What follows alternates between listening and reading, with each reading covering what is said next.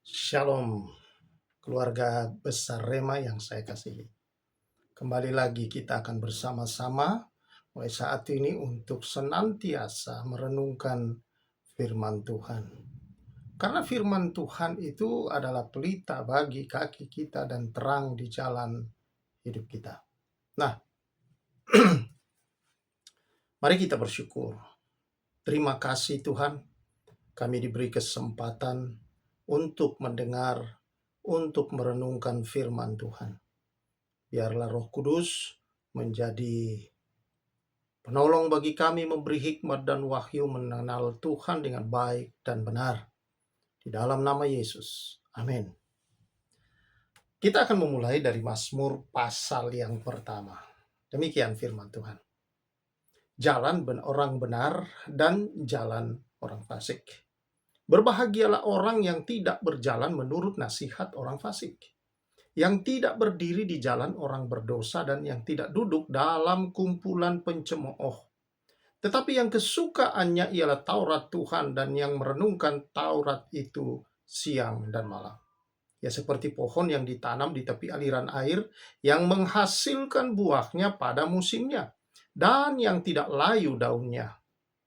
Apa saja yang diperbuatnya berhasil.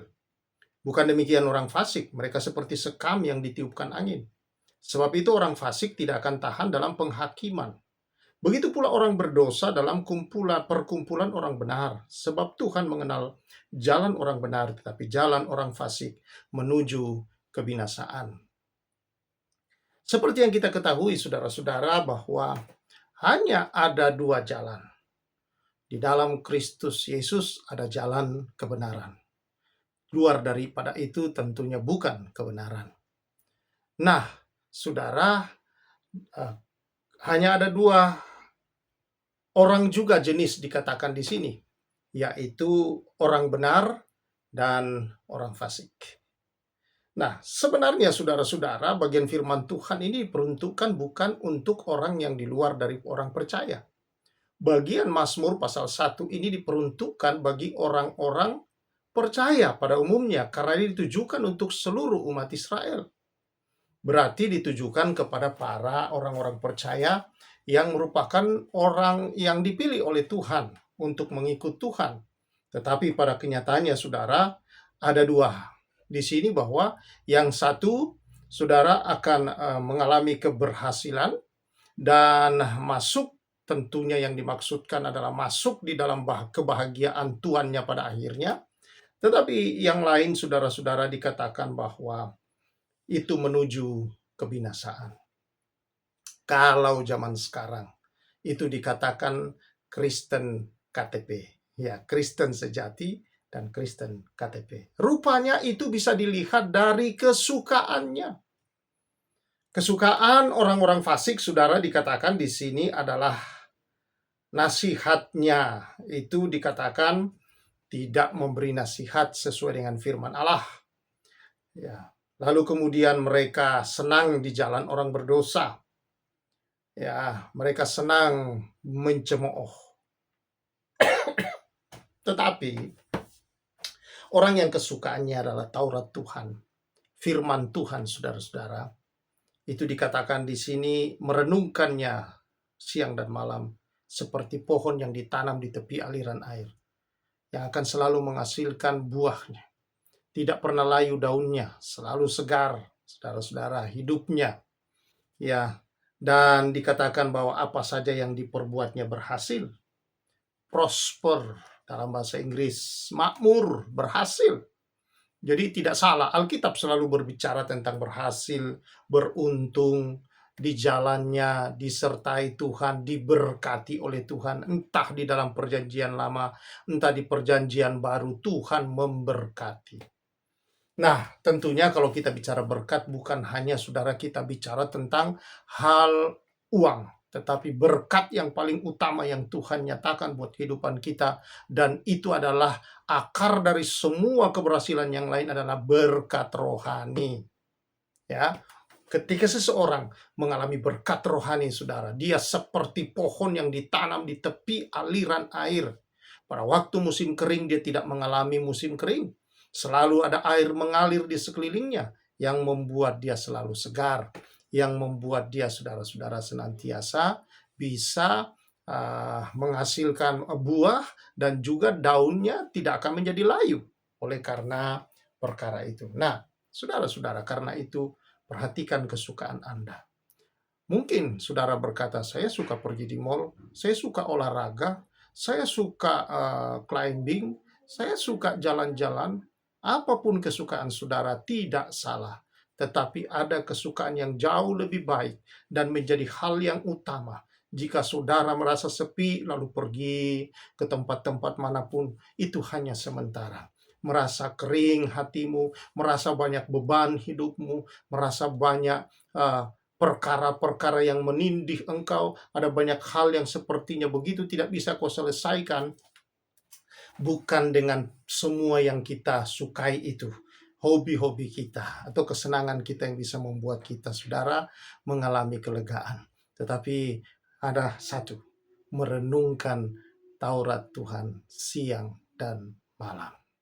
Itulah jalan keluar. Dikatakan merenungkan Taurat Tuhan siang dan malam. Artinya saudara, merenung ini itu kalau saudara perhatikan kerbau. Kalau dia habis makan rumput, dia makan terus dari pagi, siang dia makan terus tidak berhenti. Tapi pada waktu dia istirahat, pada waktu sore atau malam hari, dia juga tidak berhenti. Mulutnya terus mengunyah-mengunyah. Ternyata waktu dia makan dia telan. Lalu setelah itu saudara, waktu dia beristirahat dia keluarkan pelan-pelan. Sedikit-sedikit dia keluarkan, dia kunyah sampai halus. Lalu dia telan masuk di bagian usus yang lain. Untuk itulah yang kemudian diserap oleh tubuhnya. Nah, seperti itulah merenung saudara. Kalau kita hanya membaca saja, pastilah kebanyakan kita tidak mengerti. Tetapi merenungkannya penting sekali. Bertanya, saudara, mengeluarkan pertanyaan-pertanyaan yang menantang kepada diri kita juga, yang membawa kita untuk terus mengingat Tuhan dan juga membawa kita, saudara-saudara, untuk mengoreksi diri di hadapan Tuhan. Ini yang merenung, saudara. Dan saya percaya bahwa kalau ini yang kita lakukan, bahwa inilah yang membuat kita menghadapi persoalan apapun, ada kekuatan, ada pengharapan senantiasa untuk melihat lorong yang terang, yang tadinya gelap melihat terang untuk bisa keluar dari dalam lorong yang gelap itu. Entah mungkin masalahmu rumah tangga, masalahmu dengan suami, cerai bukan jalan keluar. Ya, berpisah bukan jalan keluar. Masalahmu dengan orang tuamu, maka saudara-saudara melarikan diri dari rumah bukan jalan keluar. Mungkin itu masalahmu di dalam pekerjaanmu. Resign belum tentu jalan keluarnya, saudara-saudara. Mungkin itu persoalan-persoalan yang lain dalam rumah tangga, dengan tetanggamu, dengan siapa saja atau di dalam hal apa saja. Engkau membutuhkan sesungguhnya firman Allah. Firman itu kalau kita memilikinya, dia membawa kita ke dalam kemerdekaan. Dia membawa kita, saudara, kalau kita merenungkannya untuk kita keluar, menemukan jalan di tengah gua yang gelap yang kita hadapi. Kita akan melihat ada cahaya dan kesitulah jalan kita, saudara-saudara.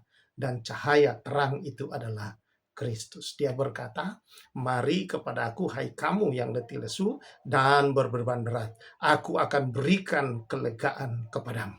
Saudara yang saya kasih dalam Tuhan Yesus Kristus. Apa yang menjadi persoalan hari ini? Bukan dengan membuat keputusan dalam pikiranmu sendiri. Percayalah, firman Tuhan Amsal 3 berkata, bahwa percayalah kepada Tuhan dengan segenap hatimu. Jangan mengikuti pikiranmu sendiri. Dan akuilah dia dalam segala lakumu. Dia akan luruskan jalan saudara. Banyak kerusakan rumah tangga karena memikirkan keputusan-keputusan dengan segala angan-angannya sendiri. Banyak hubungan yang hancur oleh karena kesalahpahaman dalam pikirannya sendiri. Karena itulah kita perlu bertobat dalam pikiran. Masukkan kebenaran firman Allah yang membawa kita kepada kebenaran yang akan membuat kehidupan ini hubungan menjadi lebih baik. Saudara-saudara yang saya kasih dalam Tuhan, banyak keputusan-keputusan yang kita buat menjadi keliru oleh karena kita berjalan dalam hikmat kita sendiri. Tetapi kalau kita memiliki firman Allah, maka firman Tuhan akan membawa kita untuk melihat terang ilahi dalam segalanya. Karena firman itu, saudara, akan menolong kita di jalan-jalan di saat-saat kita berada di lembah bayang-bayang maut. Di sanalah sang firman, Kristus Yesus, ada bersama dengan kita. Perkataannya datang dalam kita. Maka ketika kita memperkatakan perkataannya, itulah juga yang akan membawa kesegaran, membawa hikmat dalam kita untuk tahu apa yang harus kita lakukan. Karena itu, saudara yang saya kasihi, kita dalam kehidupan ini boleh punya banyak hobi, kesukaan, kesenangan. Tetapi firman Allah, saudara, bukan sekedar kesukaan dan kesenangan. Firman Allah adalah kebutuhan utama kita yang untuk kita senantiasa dapat melihat jalan setapak demi setapak di depan kita. Karena dia seperti lampu yang akan menerangi langkah demi langkah yang tidak kita lihat menjadi terlihat oleh karena kebenarannya. Puji Tuhan, saudara. Karena itu mari kita datang kepada Tuhan. Apapun persoalanmu, apapun masalahmu, biarkan Tuhan yang berkarya dalam hidupmu. Bersekutu dengan dia. Lebih lagi, datang beribadah untuk memiliki firman, mendengar. Dan itu akan menolong saudara untuk terus-menerus bisa semakin diperlengkapi dalam kehidupanmu. Tuhan memberkati kita semua. Mari kita berdoa.